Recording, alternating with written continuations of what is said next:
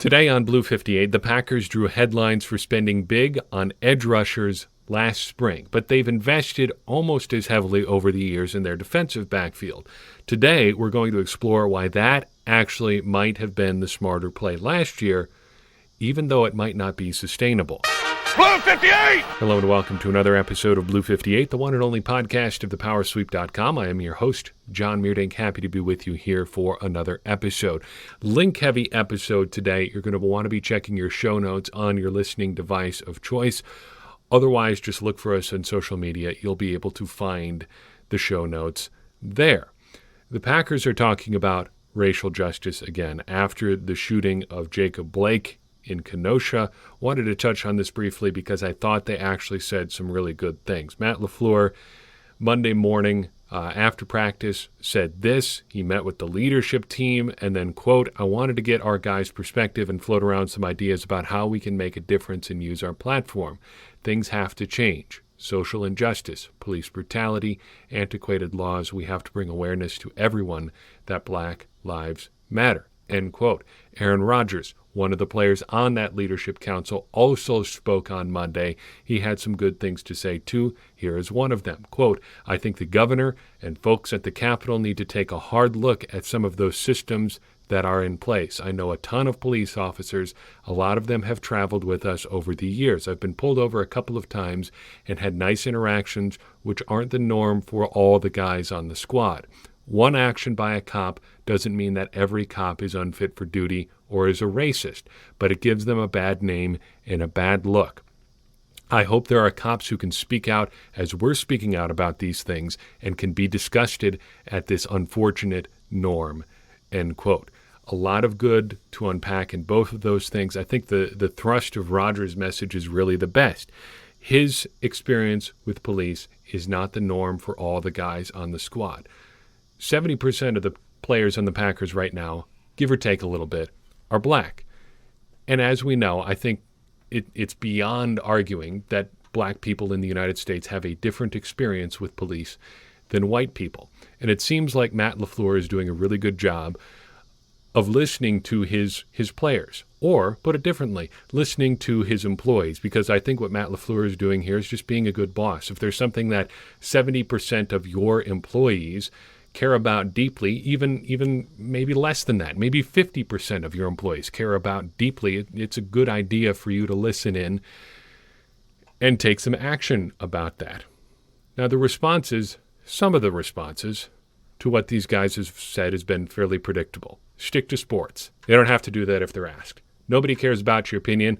Yes, they do. That's why they were asked. What about blank? What about it? More than one thing can be bad at once. Here's what it comes down to, like I said. Other people have different life experiences than you do. Try to understand them. That is what being a good person is about at its core. Other people are different than you. Care about them the same way you care about yourself. Figure out what they care about and try to at least understand it. Also, you don't necessarily have to have a take on everything. That's why I want to talk more generally about this stuff than about the particulars of this case.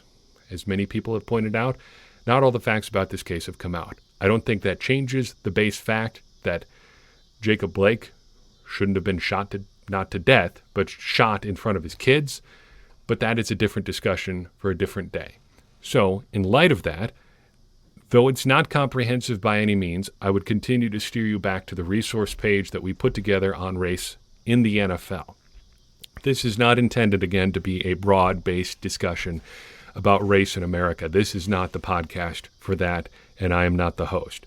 But I think the resources we put together will give you a little glimpse into why things are the way they are in the NFL and why people in the NFL are talking about the race the way that they do. If nothing else, you should be able to get a good idea of what some of the people who may be different than you are going through in their day-to-day lives. And that's really the least you can do, but also one of the best things you can do. Now for something completely different. It occurred to me recently that it might be beneficial for our conversations about the Packers if we could do more to help other people get on the same page with the conversation we're having. So as I read stuff in just my day-to-day research for this podcast and just day-to-day NFL reading, I thought it would be a good idea to more regularly highlight some of the good stuff that I think is out there. So I've got 3 pieces today that I wanted to touch on briefly before we got into our main topic about the Packers defensive backs. First, Football Outsiders released today, Tuesday, the day we're recording this show, their breakdown of the 2019 NFL by receivers running routes, the best receivers in the NFL for each route that you can run, basically. Not an exhaustive list, but the most common routes in the NFL. The entire thing is worth a look, but I thought it was interesting in particular to look at Davante Adams, because on the good side of this article, Davante Adams is considered one of the best players in the NFL at running wide receiver screens. The bad news is wide receiver screens are horribly inefficient. Only 3 players in the entire NFL created positive value for their teams on wide receiver screens. Everyone should stop throwing these passes almost immediately. As soon as we can, get these plays out of the playbook. Don't believe me? Just look at this stat line. Out of 15 targets on screen passes, Davante Adams only generated 94 yards, 6.2 yards per target. No thank you. Aaron Jones can run for almost that on a carry, and we know how inefficient running the ball is. Yes, there is an aspect of just taking free yards when they're there, but this is way too big a part of too many teams' offense, and I would say the Packers are among them. Second thing I wanted to point you towards, and again, these are all linked in your show notes. Take a look at that. NFL Advanced Stats has introduced a new tool that is going to chart wide receiver routes in real time. This is very cool. You've probably seen those charts that they put together, NFL Advanced Stats, of what routes a guy ran during a game or where a quarterback threw the ball, how the ball traveled, stuff like that. The NFL now has a tool to chart those in real time, which I just think is absolutely the coolest thing going right now. Here's a quote from their article. Again, you can find the full thing in your show notes. Quote, "The next-gen stats player tracking system records the XY location, speed, acceleration, direction, and orientation of all 22 players on the field in real time. Our new route recognition model leverages this data as inputs into a model that assigns a route type to every eligible receiver on every pass play, including tight ends and running backs. Our architectural approach uses a combination of convolutional neural networks and short-term memory networks trained on Amazon's SageMaker platform. CNNs allow us to engage with the spatial nature of our data set, that is, where each player is on the field in a given play, while the other networks allow us to engage with the temporal nature of our data set, which happens as the play develops over time." End quote. In short, they're going to show you where wide receivers are going in plays as they unfold in real time. I think this is extremely cool. This is not even an advanced stat so much as being able to see and categorize what a guy is doing. We've talked a lot on this show about depth of target and things like that. For this, you won't even have to look at a spreadsheet to know what a guy's doing. You can just see all of the routes he's run at once. Very, very cool. And they have some really cool examples of what it actually looks like for different players. And you can see the differences in how these players operate over the course of the game just by looking at where they are on the field, which seems obvious, but that's something that doesn't show up in traditional box scores, and even not so much with advanced stats too. So this is very cool. Finally, over the weekend, and it turns out we're just getting news about this as I sat down to record, there were a bunch of false positive COVID-19 tests throughout the NFL over the weekend. The Packers apparently did have a false positive, according to PackersNews.com. But it turned out to be nothing. The long and short of it is a bunch of players got positive COVID results that turned out to be false positive. And that sucks in a big, big way. That could derail an entire week for a team. Imagine that happening the morning of a game or the night before a game. And you got to figure out whether guys can play, whether they can't. It's the scenarios we've talked about before. Imagine the already shaky right half of the Packers offensive line just getting wiped out by 2 or 3 guys testing positive. But Connor Orr writes for Sports Illustrated something that I think puts this in a little bit of perspective. Quote, "I reached out to a friend of mine preparing to teach middle schoolers in western New Jersey to ask how often they receive a COVID-19 test. They don't, and probably never will. Instead, just getting a piece of paper that asks a few vague questions about potential symptoms. Hand sanitizing stations are on back order and probably won't be there in time for the first day. The school hasn't spaced out the desks just yet. A nurse friend of mine in Tennessee, where cases are more active than they are here in the Northeast, won't get tested until symptomatic or if directly exposed to someone who has an active case. An OBGYN friend of mine who works delivering babies during the pandemic said that if they're really concerned about the virus, they can secure their own testing from home, end quote. Goes on like that. The point is, as much as it stinks for NFL players to get these false positives, there are people in a much more direct line of fire for the virus, not living in a bubble, not living in a state-of-the-art facility like Lambeau Field or like many other NFL teams deal with, that aren't even getting tested at all. Or if the tests are available, they may not give you the results that you're hoping for, not active or accurate results. Imagine a false negative in a situation where you're teaching a bunch of middle schoolers and suddenly you've exposed a couple classrooms worth of kids to this virus in a short amount of time. That creates a whole bunch of problems for a whole bunch of people in short order. So just have a little bit of perspective about football season as much as we can. I think it'll be hard to lose that perspective, but you never know. Let's talk about defensive backs. I've alluded to this a couple times in the past couple of episodes, especially as we've talked about edge rushers and linebackers and the defensive line. The rush versus cover debate, and I'm excited about this piece. Let's talk about this. Early 2019, Pro Football Focus writers Eric Eager and George Charawi, hopefully I didn't murder your name too bad, George, I'm sorry. Eric and George put together a great piece analyzing years' worth of Pro Football Focus data, trying to solve an important question. What is more important, rushing the passer or playing coverage? More practically, where should you be investing your resources if you're building a team? Should you be looking to get pass rushers or should you be looking to get defensive backs? Here's what they said. Two quotes here. Quote, PFF coverage grades both explain and predict defensive success better than pass rush, but they come at the expense of year-to-year stability at both the player and team level. Next year's Aaron Donald is likely to be Aaron Donald. But if a team is going to have a ton of success as a result of strong play by their defense, they will likely need to have next year's Stephon Gilmore on their team, who is probably not going to be Stephon Gilmore himself, end quote. Okay, let's unpack that a little bit. Basically, their research shows that it is better to have, at least for one season, good coverage than a good pass rush. However, if you're trying to build the best team long term, you're going to get more consistent results through building a pass rush than trying to play coverage all the time. That's because there's a lot of volatility to coverage success.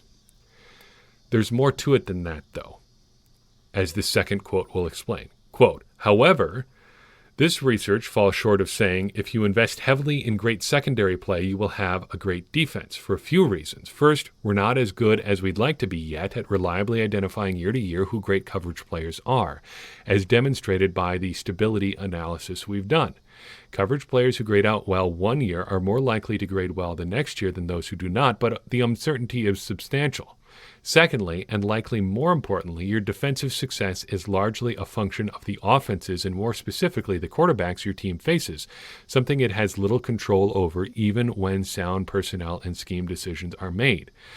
Playing off this second note is the simple fact that a coverage unit with one or two weak links may be a pretty bad coverage unit because an offense dictates where the ball goes while a pass rush requires less continuity, end quote.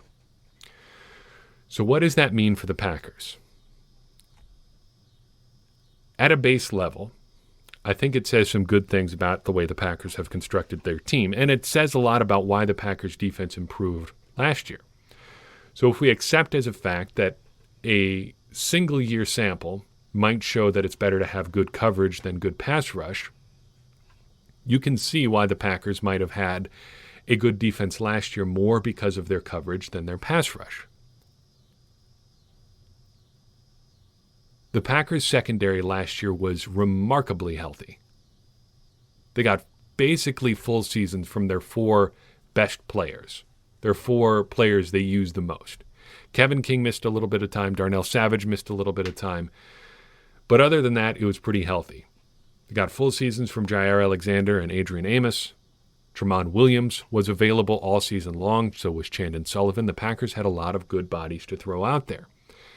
They also forced a lot of turnovers, and they also faced a lot of pretty miserable quarterbacks. They put all that together into a top 10 passing defense. According to Football Outsiders' DVOA metric, the Packers had the 9th best pass defense in the league last year. Pretty darn good. But, as we've said over the past few episodes, there is a big chance the Packers could regress in 2020. And why is that? Well, they kind of get to it in the second part of that quote there. A couple weak links can really, really tear your secondary apart because the other team is a lot more able and equipped to attack those parts of your defense than they would have been otherwise. So say the Packers don't get a full season from their 4 top defensive backs. Say Adrian Amos misses 4 or 5 games, or Jair Alexander misses 4 or 5 games. Suddenly, you can attack whoever's in Jair Alexander's spot, or you can go a little bit more at Kevin King, or you can do a lot of different things. You can continue to attack different parts of the Packers' defense depending who's out there. And as we've talked about before, even a couple minutes ago, the Packers' defense was uniquely healthy in 2019, something they are not likely to continue in 2020 just because of the way injuries go in the NFL. But all things being equal, let's assume the Packers can keep those players together. Where do those players fit within the overall strategy of building a good defense through having solid coverage? Let's sort out the highest profile defensive backs the Packers have right now. I think we've got a few different buckets. Guys who are great fits for that strategy now and later. Guys who seem good but we've had limited exposure to. Guys who we've had limited exposure to or are just uncertain about, even if we've had a lot of exposure to them. Guys who look bad even in limited snaps. And then guys who are just unknown. That gets us to most of the Packers' defensive backs who I think have a real shot at making the roster. The great fits now and over the next couple of years are pretty obvious, I think. We've got Jair Alexander, Darnell Savage, and Adrian Amos. Jair Alexander is a legit number 1 corner. He'll get beat sometimes, but he's tenacious. He'll bounce back. You know exactly what you're going to get from Jair Alexander, and there's no reason, I think, to believe he'll be taking a step back here anytime soon. Darnell Savage is athletic. He's versatile in coverage. Adrian Amos, not quite as athletic, but just as versatile in different sort of ways. He can play down in the box, more of a strong safety type, a little bit of versatility in that way, can play a little nickel linebacker type stuff. Those guys are all solid. They'll give you good results just about anywhere you put them on the field. Chandon Sullivan has had limited exposure in this defense, but the results have been good so far. He's been fantastic in short reps, one of the best in terms of per-target efficiency on the Packers last year. He's continued to be one of the darlings of camp. He plays well. Everybody in the Packers defensive back room talks about him. Jair Alexander mentioned him. Kevin King mentioned him. Adrian Amos mentioned him when talking in his presser. Everybody seems to like Chandon Sullivan. It's a little bit uncertain how he'll perform in more snaps, but for the short term, it looks like he's doing a pretty good job. We're less certain about Kevin King. It's never good to be asking what is he heading into year 4, but I think that's what we're asking. If you want to boil it down to one word, what he is inconsistent. Because nobody can seem to put a firm label on him, even if you use the advanced numbers. Don't lie, this offseason, I saw pieces declaring him one of the best man-to-man corners in the league, one of the best zone corners in the league. Is he good at creating turnovers because he's a good corner, or does he just get thrown at a lot? Nobody really knows. What we do know about Kevin King is pretty much what we knew about him coming out of Washington. He's tall, he's fast, he's long. He can make plays on the ball, but he'll also just flat out get lost in coverage sometimes too. We also at this point know he's better than Josh Jones, which stings a little bit, but it's true. Raven Green is kind of in the same bucket. We've had limited exposure to Raven Green because of injuries. We know he hits hard, okay, but what else? Well, he hits hard. Other than that, we haven't got a real good look at him. Last year, it seemed like the Packers really tailed off when he went out early in the season.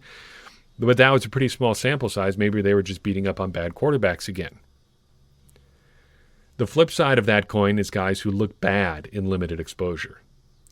Will Redmond could be nicknamed the Red Flag. Will the Red Flag Redmond. Whenever he was on the field, it seemed like he had a beacon that said, throw it here. If he's the Packers' third safety, you need a different safety out there. They did their darndest to make him work last year, and it just did not work out for the Packers' defense. Josh Jackson, we've got a much longer look at. Seems like he's having a good camp so far. He couldn't buy a snap his first couple years, though. Supposedly, he's just going to be a boundary cornerback this year. That's neat, okay, sure, but how does that help him on the versatility-heavy Packers? Packers love their versatility. They love it if you can do more than one thing. Maybe that additional thing for Josh Jackson is playing a little bit of safety, but I don't know. Kevin King is also kind of the same way. He's just going to do one thing, play on the outside. How many defensive backs do you really need on your roster? Do you want on your roster who can just do one thing? I don't think that speaks too well to his long-term viability on the Packers. The big-time unknowns among the Packers' defensive backs are three.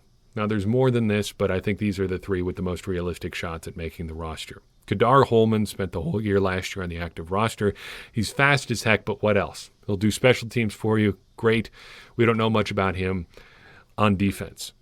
Kibion Ento, still just a couple years removed from being a wide receiver. He jumps really high. He's good outside presence. But again, beyond that, we don't really know.